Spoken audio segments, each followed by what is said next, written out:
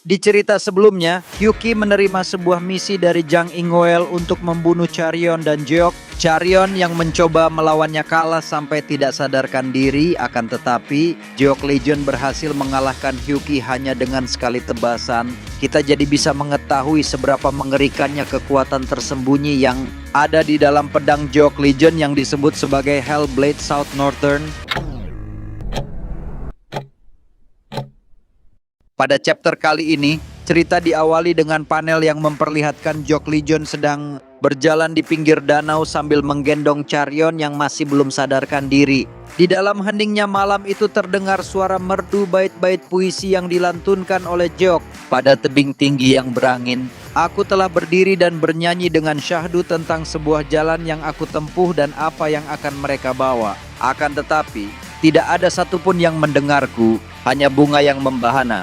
Charyeon yang sedang digendong oleh Jeok perlahan membuka kedua matanya setelah mendengar bait-bait puisi yang dilantunkan oleh Jeok.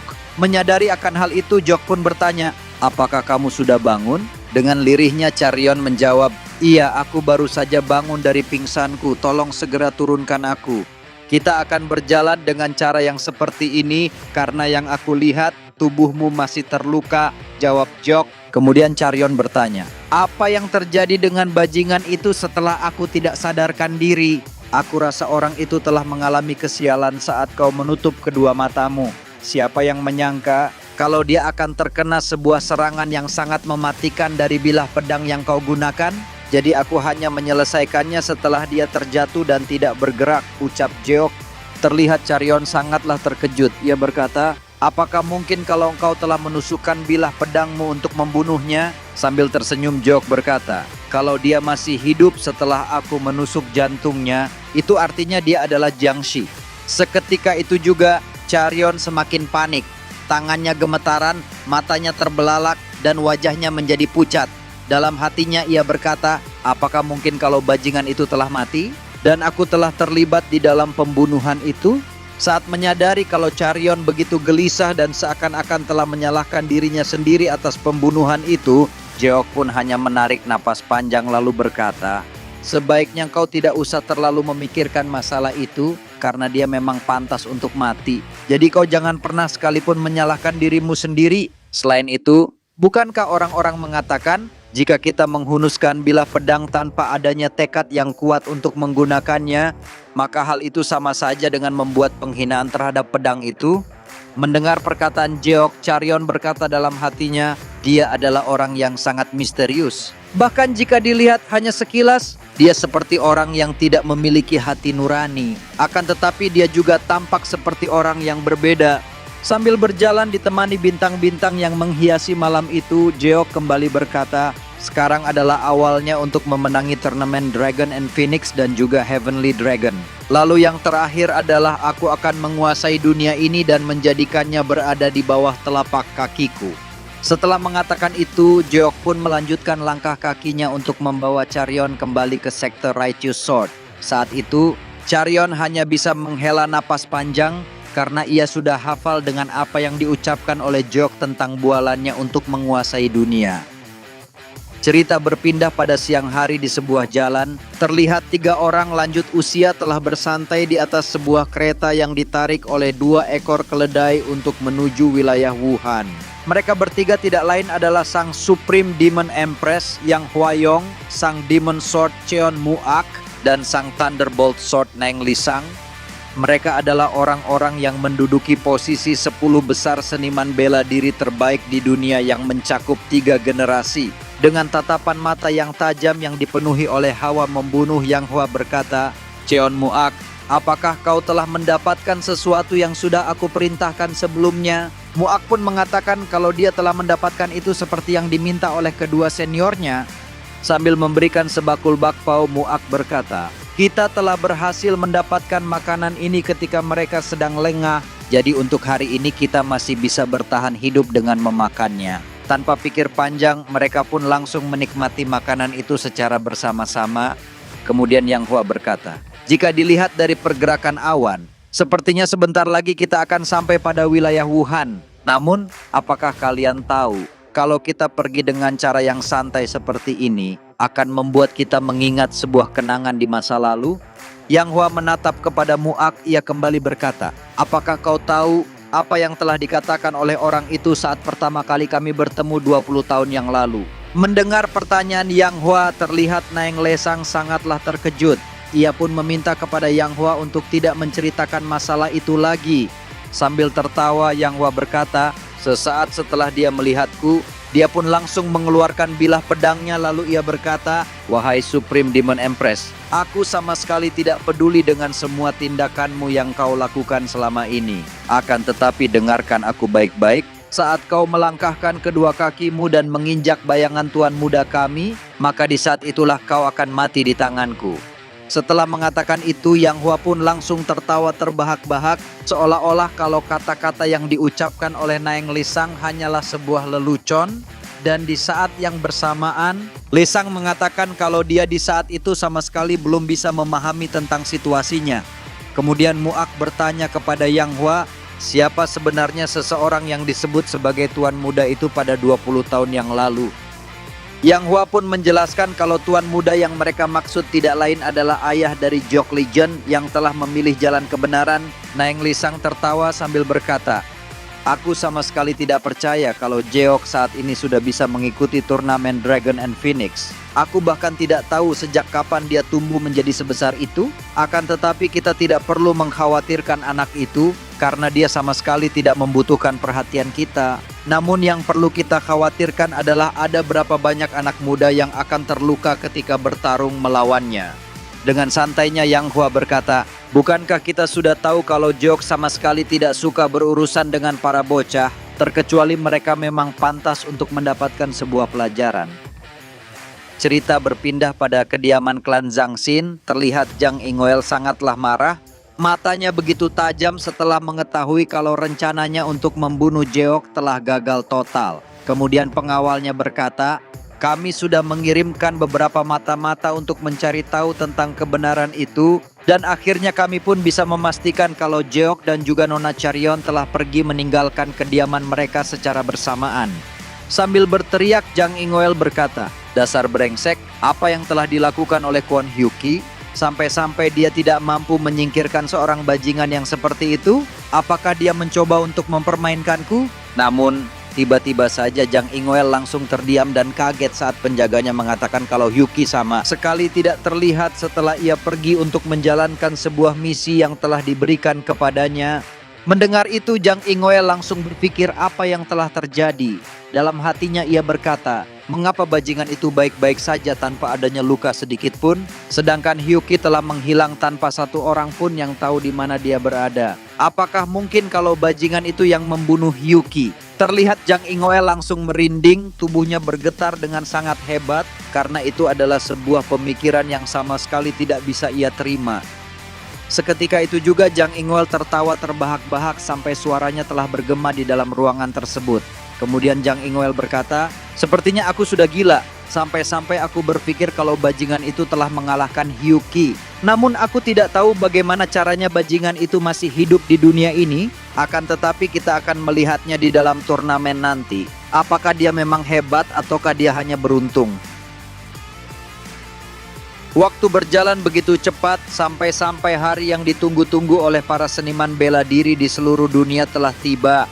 Ledakan dan percikan kembang api yang banyak bertebaran di langit menjadi pertanda turnamen Dragon and Phoenix telah dimulai. Para warga yang ingin menyaksikan turnamen tersebut telah disambut oleh upacara pembukaan.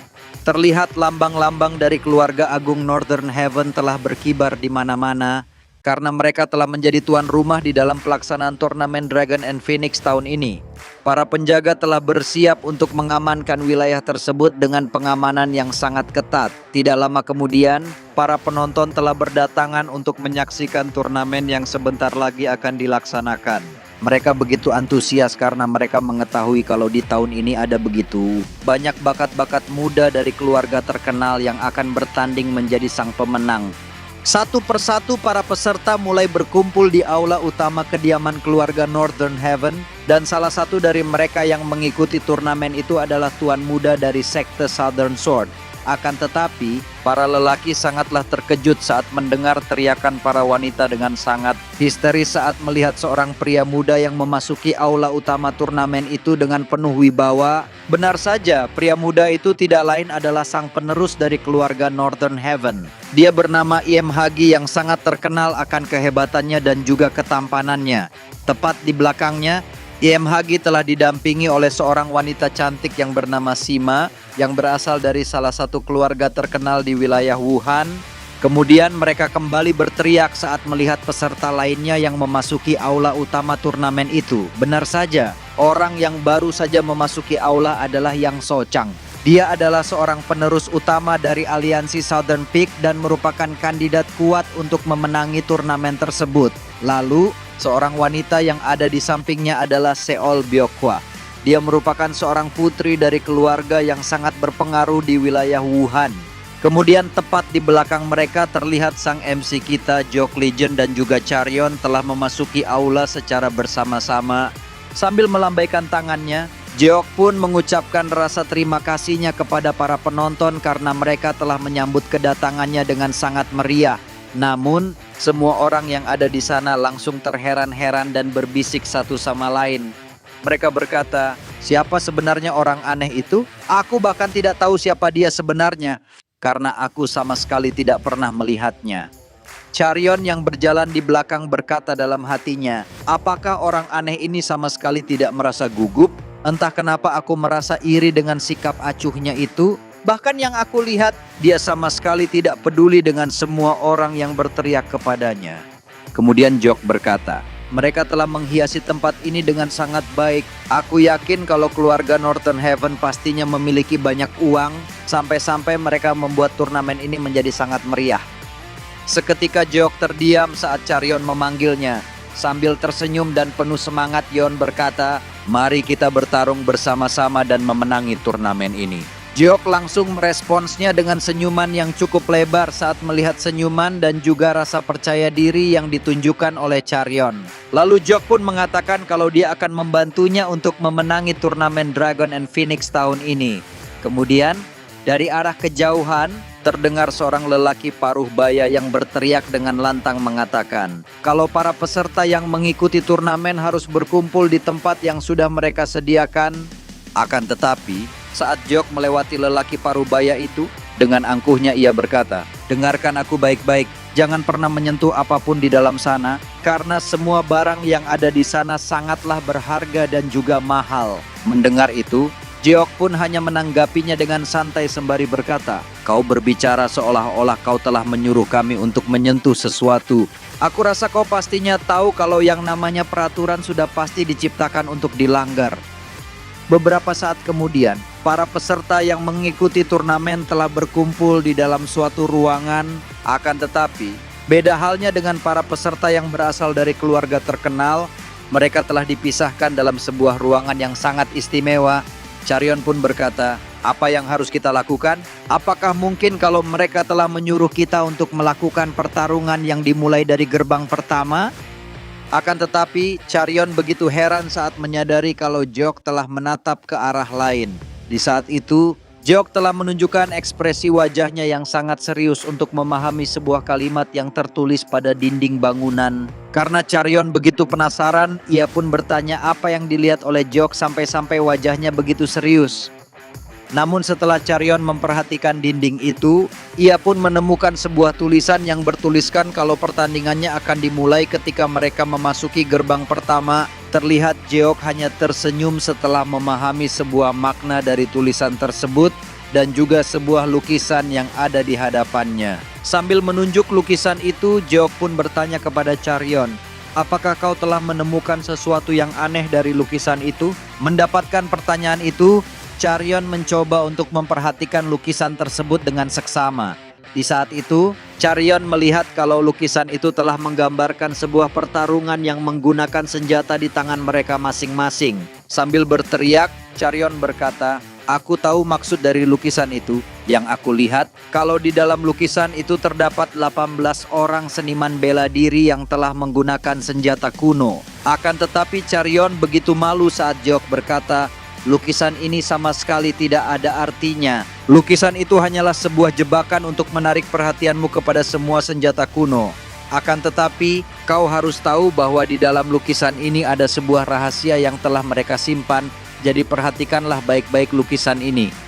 Setelah mengamati lukisan itu untuk yang kedua kalinya, Charyon pun mengatakan kalau dia sama sekali tidak menemukan apapun di dalam lukisan tersebut.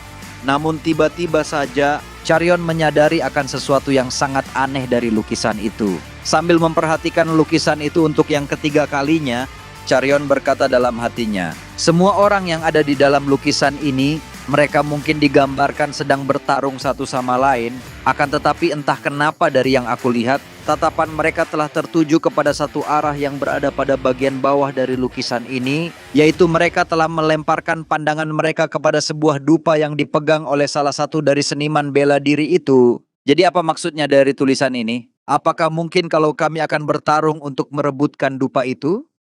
Para peserta yang berada di dalam ruangan tersebut berbisik-bisik, mereka mengatakan, kita dilarang untuk menyentuh apapun di dalam ruangan ini. Apa kita akan didiskualifikasi apabila kita menyentuhnya? Kelihatannya para penguji sedang mengawasi kita semua. Akan tetapi, semua orang sangat terkejut ketika melihat tangan Jok yang mengambil wadah dupa yang ada di sana. Dengan tenang, Jok mengangkat wadah tersebut dan memeriksanya mencari petunjuk. Benar saja, di bagian bawah wadah dupa itu tertulis Aula Dragon and Phoenix. Melihat hal itu, Charyon segera bertanya, apa maksud tulisan ini? Jok Legion menjawab sambil tersenyum tipis, katanya pertandingan dimulai begitu kita masuk, kan? Itu berarti tahap pertama sudah dimulai. Ayo kita pergi ke tempat itu. Belum sempat Jok menyelesaikan ucapannya, tiba-tiba terdengar seseorang berteriak, kalian berdua tunggu. Apa kalian tidak dengar? Kita dilarang menyentuh apapun. Kami tidak akan tinggal diam melihat tindakan ceroboh kalian. Jok hanya menatapnya dingin. Orang itu kembali berbicara. Apa kau tidak sadar? Tindakanmu bisa membahayakan semua orang di sini? Letakkan benda itu sekarang juga. Jok menarik napas panjang, lalu berkata, kenapa seorang anak muda sepertimu hidup dengan mengikuti aturan begitu saja? Anak muda seharusnya tahu caranya memberontak terhadap peraturan yang kaku. Mendengar kata-kata Jok, lelaki itu semakin marah. Ia berteriak, dasar bodoh, itu hanya alasan anak-anak yang belum dewasa. Sambil melirik ke sekeliling, ia memastikan para penjaga sudah memperhatikan keributan yang ia buat. Benar saja, perhatian para penjaga kini tertuju padanya. Dalam hatinya, ia bergumam licik, sepertinya ini kesempatan bagus. Aku bisa menyingkirkan bocah ini sambil membuat kesan kuat di hadapan yang lain. Mereka hanya bilang jangan menyentuh benda, tapi tidak ada larangan menggunakan pedang. Dengan penuh percaya diri, ia menarik pedangnya dan berkata, kalau kau tidak mau mendengarku, sepertinya aku harus menggunakan sedikit kekerasan. Tapi tenang saja, aku hanya akan memberimu sedikit pelajaran. Namun tanpa ia sadari, dalam sekejap pedangnya sudah kembali masuk ke sarungnya. Ia terkejut mendapati Jok sudah berdiri tepat di hadapannya, menahan bilah pedangnya dengan satu tangan. Sekilas saja, ia langsung merasakan perbedaan kekuatan yang luar biasa di antara mereka. Dalam hatinya, ia bergumam, siapa sebenarnya orang ini? Kenapa kekuatannya sebesar ini? Aku sudah menggunakan seluruh tenagaku, tapi pedang ini bahkan tak bisa aku tarik. Dengan mata tajam, Jok berkata, dengar baik-baik, jangan mempermalukan dirimu sendiri di hadapan semua orang. Akan lebih baik kalau kau mendengarkan apa yang dikatakan adikmu. Semua mata di ruangan itu kini tertuju pada Jok dan lelaki itu. Di sisi lain, adik perempuan lelaki itu segera memegang tangannya dan berkata dengan pelan, kakak, kau sudah cukup, jangan sembarangan mencabut pedangmu, apalagi untuk melawan orang yang lebih lemah. Hentikanlah perbuatan sia-sia ini. Sang adik lalu membungkuk kepada Jeok meminta maaf atas kelancangan kakaknya. Jeok hanya tersenyum tipis menanggapi permintaan maaf itu. Lalu dengan tenang meletakkan kembali wadah dupa ke atas meja. Setelah itu ia mengajak Charyon untuk segera meninggalkan ruangan tersebut. Di sampingnya, Charyon berkata dalam hati, apa yang barusan terjadi? Bagaimana dia bisa bergerak secepat itu? Bahkan mataku tidak bisa mengikuti gerakannya. Ketika Jok dan Charyon hendak pergi, salah satu penjaga memperingatkan, jika kalian meninggalkan ruangan tanpa izin, maka kalian akan gugur dari ujian. Mendengar itu, semua orang terkejut, namun Jok hanya menoleh sebentar dan berkata dingin, aku tidak peduli. Jeok lalu menatap lelaki tadi dan berkata, "Kau terlihat menyedihkan. Tapi demi adikmu yang baik hati, aku berikan kau kesempatan. Jika kau ingin sampai ke gerbang kedua, ikutlah bersamaku sekarang." Namun lelaki itu yang begitu terikat pada aturan membalas dengan gusar, "Apa kau tidak dengar? Jika kita melangkah keluar, kita akan dieliminasi." Jeok hanya tertawa, memalingkan wajahnya lalu bersama Charyon melangkah keluar tanpa ragu sedikit pun. Setelah Jeok dan Charyon keluar, ruangan itu mendadak menjadi hening. Para peserta lain hanya bisa saling berpandangan, ragu antara mengikuti mereka atau tetap bertahan di tempat. Seorang peserta berbisik, "Apa yang harus kita lakukan? Bukankah kita harus mengikuti peraturan?" Yang lain membalas, "Tapi bagaimana kalau sebenarnya ini bagian dari ujian?" Kakak beradik tadi pun terlibat perdebatan kecil. Sang adik berkata lirih, "Kak, aku rasa kita harus mengikuti mereka. Ada sesuatu tentang pria itu, aku merasa dia tahu apa yang dia lakukan." Namun sang kakak menggeleng, menahan egonya. "Tidak, kita harus mengikuti peraturan. Kalau tidak, kita bisa didiskualifikasi."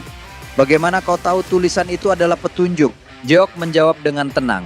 "Ujian semacam ini selalu mengandalkan kecerdikan dan keberanian. Mereka tidak akan terus-menerus menggandeng tangan kita. Kalau hanya berdiam diri mengikuti larangan, kita tidak akan pernah sampai ke tujuan." Beberapa saat kemudian terlihat mereka berdua telah sampai pada aula utama Dragon and Phoenix, seperti yang dituliskan di bawah wadah dupa yang telah mereka dapatkan pada ruangan sebelumnya. Melihat bangunan itu, Charyon berkata, "Apakah mungkin kalau aula Dragon Phoenix yang sebenarnya memang benar-benar ada?"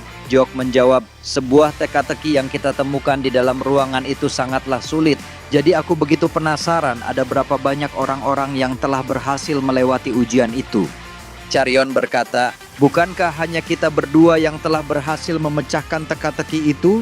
Jadi, apakah mungkin kalau kita telah memenangi kompetisi ini?" Akan tetapi Charyon langsung terdiam ketika ia melihat ada begitu banyak orang-orang yang telah memenuhi ruangan itu. Terlihat Charyon sangatlah terkejut dengan apa yang dilihat oleh kedua matanya. Charyon berkata, "Apakah benar sebanyak ini orang-orang yang telah menyelesaikan teka-teki itu?" Kemudian Jeok melemparkan pandangannya untuk mengamati semua orang yang ada di sana. Di saat itu Jeok telah melihat sang penerus dari Northern Heaven yang bernama Imhagi telah berada di dalam ruangan itu bersama pasangannya. Lalu Jeok juga melihat seorang penerus utama dari Southern Peak yang bernama Yang Sochang. Jeok berkata, "Apakah kau tahu kalau faksi ortodoks yang hebat ini tidak akan bisa mendapatkan julukan itu secara cuma-cuma? Jadi seharusnya kau paham dengan apa yang aku ucapkan." Mendengar itu, Charyon sangatlah terkejut karena ia menyadari sesuatu setelah mendengar perkataan dari Jeok. Lalu Charyon berbisik kepada Jeok, "Apakah yang kau maksud kalau mereka telah melakukan sebuah kecurangan? Tetapi bagaimana kau bisa menyimpulkan akan hal itu?" Sambil menunjuk ke arah lain, Jeok berkata, "Sudah pasti kalau mereka hanya akan memberikan jawaban itu kepada para keluarga yang berstatus tinggi. Namun jika kau tidak percaya, maka lihatlah bajingan itu yang sudah sampai lebih dulu." Begitu mendengarnya, Charyon pun langsung memalingkan pandangannya untuk mencari seseorang yang dimaksud oleh Jeok. Seketika itu juga, Charyon menyadari kalau yang dimaksud oleh Jeok adalah Jang Ingoel bersama saudara perempuannya. Dengan kesalnya, Charyon berkata dalam hatinya, "Dasar brengsek, dia masih saja berjalan dengan penuh percaya diri setelah apa yang ia lakukan terhadapku dan juga ayahku." Pada sisi lain, terlihat Jang Ingoel pun melemparkan pandangannya kepada Charyon. Ia bergumam, "Dengan melihat cara dia menatapku, apakah mungkin kalau dia telah mengetahui sesuatu? Aku yakin kalau dia pastinya sudah bertemu dengan Hyuki. Jadi aku sangat penasaran apa yang terjadi di antara mereka bertiga. Namun aku sangat jelas menyuruh Hyuki untuk membunuh bajingan ini. Akan tetapi, apa yang telah dilakukan oleh Hyuki sampai-sampai bajingan ini masih hidup." Di saat itu, Jeok Legion hanya tertawa tipis, seakan-akan ia telah mengetahui apa yang dipikirkan oleh Jang Ingoel. Sontak Jang Ingoel sangatlah terkejut saat melihat ekspresi Jeok yang hanya tertawa kepadanya. Dalam hatinya ia berkata, "Aku yakin kalau ada yang tidak beres. Tetapi apakah mungkin kalau ada seseorang yang telah membantunya? Ataukah Hyuki telah kabur sambil membawa sejumlah uang yang aku berikan kepadanya untuk membunuh bajingan ini?" Namun Jang Ingoel sangatlah kesal ketika dia melihat Yang Hua yang telah mengedipkan kedua matanya untuk menarik perhatian Jeok. Melihat adiknya yang sangat terpesona kepada Jeok, dengan kesalnya Jang Ingoel berkata, "Dasar brengsek, apa yang telah kau lakukan dengan mengedipkan kedua matamu kepada bajingan ini?" Namun Jeok hanya tertawa saat menanggapi tingkah laku mereka berdua. Jeok berpikir kalau mereka hanyalah anak-anak yang tidak perlu dihiraukan. Beberapa saat kemudian terdengar suara gong yang bergema di tempat itu yang menandakan kalau seseorang yang begitu penting telah datang. Bahkan suara itu telah bergema berkali-kali yang diiringi oleh langkah kaki yang berjalan memasuki ruangan. Terlihat semua orang yang ada di sana langsung melemparkan pandangan mereka untuk mencari tahu siapa sebenarnya seseorang yang telah datang. Kemudian orang itu berkata, "Kalian semua yang telah berkumpul di tempat ini, dengarkan aku baik-baik. Aku ingin mengucapkan kata selamat kepada kalian karena kalian telah berhasil menyelesaikan gerbang pertama." Diketahui kalau lelaki parubaya itu adalah salah satu dari tetua aliansi Northern Heaven yang bernama Bong Su-chan, dan dia merupakan seseorang yang bertanggung jawab atas turnamen Dragon and Phoenix. Di saat itu, mereka sama sekali tidak menyangka kalau mereka telah berhasil melewati gerbang pertama di dalam turnamen itu. Seketika itu juga, mereka semua langsung bersorak untuk merayakan keberhasilan mereka setelah melewati ujian. Tidak terkecuali dengan Charion, ia begitu bahagia karena mereka telah berhasil melewati ujian itu. Sambil tersenyum, Charion berkata pada Jok, "Semua ini berkat kepintaranmu, karena kau telah mampu menebak teka-teki yang telah diberikan oleh para penjaga." Di tengah riuh pikuk kegembiraan para peserta, terdengar seseorang yang berteriak dengan sangat keras di luar aula, yang membuat semua orang terkejut dan heran. Ternyata orang yang berteriak itu adalah seseorang yang sebelumnya telah membuat masalah kepada Jeok. Melihat kedatangannya, Charion berkata, apa yang telah dilakukan oleh orang itu sampai-sampai ia berteriak dengan sangat keras di tempat ini. Orang tersebut berteriak sambil mengatakan, "Aku sama sekali tidak terima dengan hasilnya. Dan juga ujian ini tidak dapat dilakukan, karena di dalam sana ada seseorang yang seharusnya telah gagal melewati ujian ini." Seketika itu juga, semua orang yang ada di sana langsung terdiam karena mereka sama sekali tidak mengerti dengan apa yang dikatakan oleh lelaki itu. Mereka bertanya-tanya siapa sebenarnya yang gagal di antara mereka semua, sehingga lelaki itu sangat bersikeras untuk memprotes terhadap sang tetua. Dengan tatapan mata yang tajam, Bong So-chan berkata, "Mengapa kau tidak terima dengan hasil yang telah diberikan kepada kalian?" Orang itu menjawab, "Ketika kami memasuki aula utama turnamen ini, para penjaga telah meminta kepada kami untuk tidak menyentuh apapun dan kami hanya mengikuti sebuah perintah yang telah diberikan kepada kami." Sambil menunjuk kepada Jeok, ia kembali berkata, "Seharusnya mereka berdua yang telah melanggar aturan itu yang harus dikeluarkan dari turnamen ini." Terdengar semua orang yang berada di belakangnya langsung berteriak bersama-sama. Mereka mengatakan kalau situasi itu sangatlah tidak adil dan mereka ingin meminta kepada sang tetua untuk mengeluarkan Jeok dan juga Charion. Bahkan mereka telah meneriakkan kata-kata itu sampai berkali-kali. Mereka sangat ingin kalau para tetua akan memberikan keadilan terhadap mereka yang dinyatakan telah gagal. Akan tetapi mereka semua langsung terdiam ketika Bong So-chan yang berkata, "Apa yang telah kalian bicarakan? Lebih baik hentikan saja tangisan kalian yang tidak berguna ini. Dengarkan aku baik-baik. Apakah kalian berpikir kalau segala urusan yang ada di Jianghu itu hanyalah sebuah lelucon? Seharusnya mata dan juga otak kalian selalu siap di dalam segala situasi, karena kalian tidak akan pernah tahu apa yang akan terjadi pada Jianghu ini. Kalian semua sangatlah ceroboh. Bukankah kalian sudah tahu bahwa ujian pertamanya akan langsung dimulai ketika kalian memasuki ruangan itu? Seandainya jika kalian mati dibunuh para asasin yang tidak bisa kalian lihat, apakah kalian akan berargumen kalau pembunuh itu sama sekali tidak adil? Apakah kalian akan protes kepada Dewa Yama sang penguasa neraka jahanam?"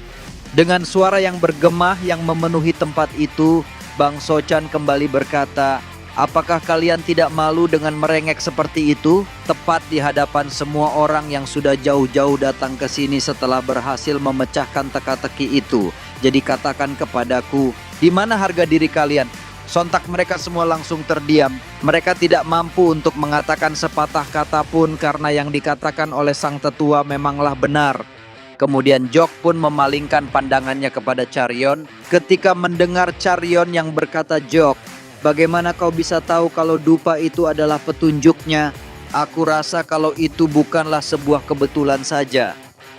Dengan santainya Jok menjawab, "Aku memecahkan teka-teki itu bukanlah sebuah kebetulan. Lagi pula tidak ada yang namanya kebetulan ketika kau berada di dalam Jianghu ini." Seketika itu juga Charyon langsung terdiam. Ia berkata dalam hatinya, "Ternyata Jianghu yang aku kenal jauh lebih menyeramkan. Mereka jauh lebih kejam dan bahkan lebih hina daripada yang aku kira selama ini. Dan di balik topengnya yang indah ini, ada begitu banyak kebusukan yang tersembunyi di dalamnya. Akan tetapi aku merasakan jauh lebih baik ketika aku bersama dengan Jeok. Entah kenapa secara perlahan dia telah membuka kedua mataku tentang betapa busuknya Jianghu ini." Terlihat orang itu mencoba untuk menenangkan adik kecilnya agar ia tidak menangis lagi. Lalu ia pun mengajaknya untuk pergi meninggalkan tempat itu. Namun pada sisi yang lain, Bong Sochan hanya tertawa ketika ia melihat keputusasaan yang dirasakan oleh mereka yang telah gagal. Dengan tatapan mata yang tajam, ia berkata dalam hatinya, "Semestinya kalian harus berterima kasih kepadaku, karena kalian telah terselamatkan dengan cara yang seperti ini. Apakah kalian tahu sebentar lagi turnamen Dragon and Phoenix akan menjadi sebuah neraka yang sesungguhnya, yang bahkan tidak akan bisa kalian bayangkan."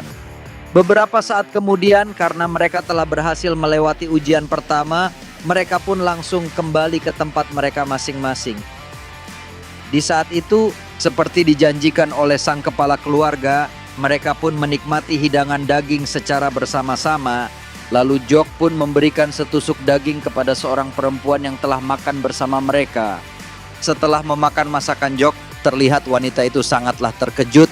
Ia mengatakan kalau daging yang dimasak oleh Jok sangatlah lezat. Sambil tersenyum Jok berkata, "Apakah kau tahu kalau daging ini berasal dari hewan yang sama? Akan tetapi ketika daging ini dipanggang maka rasanya akan jauh lebih enak." Diketahui kalau wanita itu bernama Jun Suryun dan dia merupakan putri ketiga dari sekte Righteous Sword.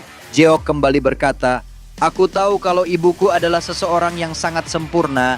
Akan tetapi satu-satunya kekurangannya adalah karena dia tidak bisa memasak. Jadi supaya aku bisa makan enak maka aku belajar bagaimana caranya memasak sendiri. Bahkan aku pun percaya kalau makanan adalah salah satu dari 3 kenikmatan duniawi yang paling terbaik." Kemudian Ibu Charyon berkata, "Setelah aku memakan masakan ini, akhirnya aku pun menjadi mengerti kalau masakanmu jauh lebih enak daripada masakanku." Di saat itu, Charyon meminta kepada Suryun untuk memakan makanan itu secara perlahan.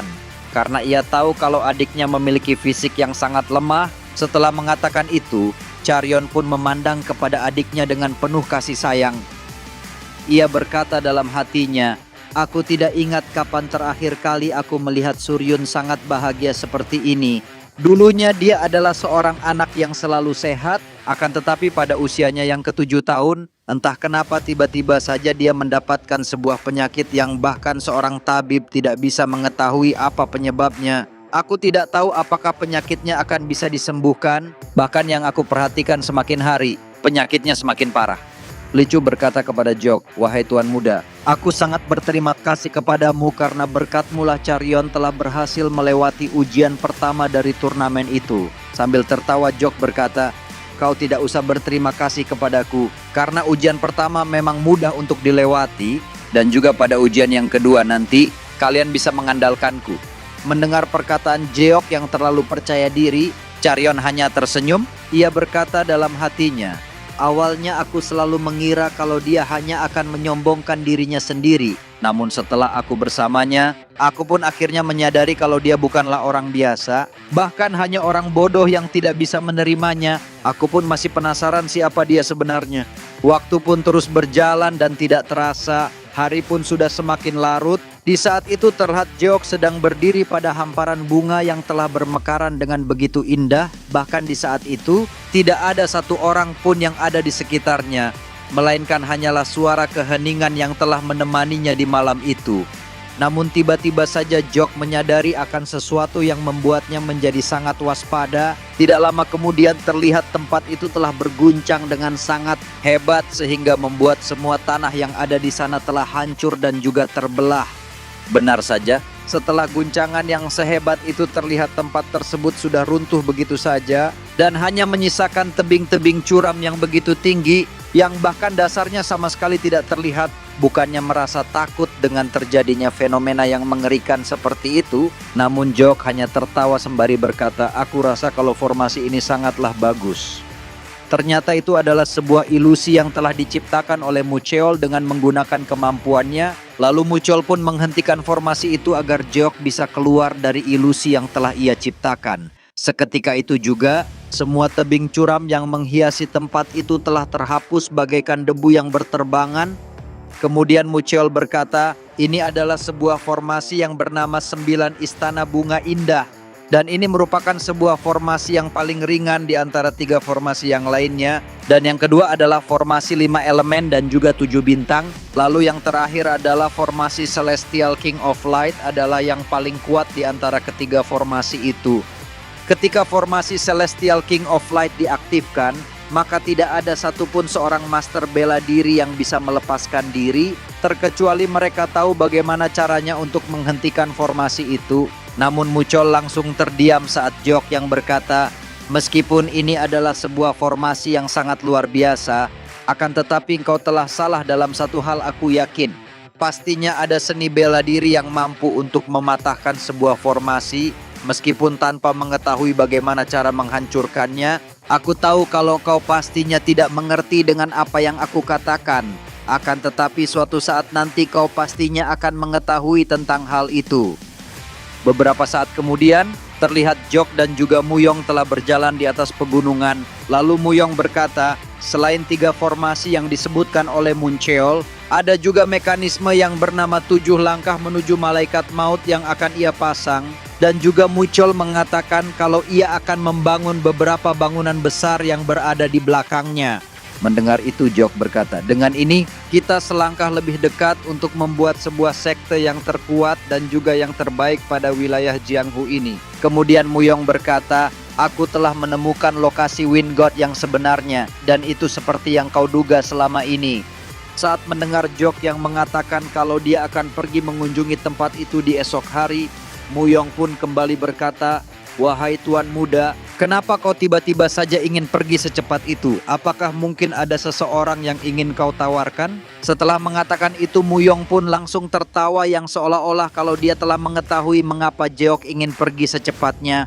Melihat Muyong yang tertawa, Jeok pun berkata, mengapa kau masih bertanya sedangkan kau sudah tahu dengan jawabannya? Apakah kau tahu kalau itu adalah sebuah kebiasaan yang sangat buruk? Lalu Jok kembali berkata, entah kenapa pemandangan malam ini selalu saja membuatku merasa senang. Tetapi apakah aku boleh untuk mengambil semua cahaya yang berada pada Jianghu ini untuk menjadi milikku? Terlihat sangat jelas di matanya kalau Jeok telah menatap kota itu dengan tatapan mata yang dipenuhi oleh kebencian. Mendengar perkataan Jeok, Muyong pun tidak langsung menjawabnya. Namun yang ia lakukan hanyalah menarik nafas panjangnya lalu dengan suara yang begitu datar Muyang berkata, wahai tuan muda, pada wilayah Jianghu ini, siapa yang bisa melakukannya selain dirimu itu? Jadi aku sangat percaya kalau kau akan bisa melakukannya.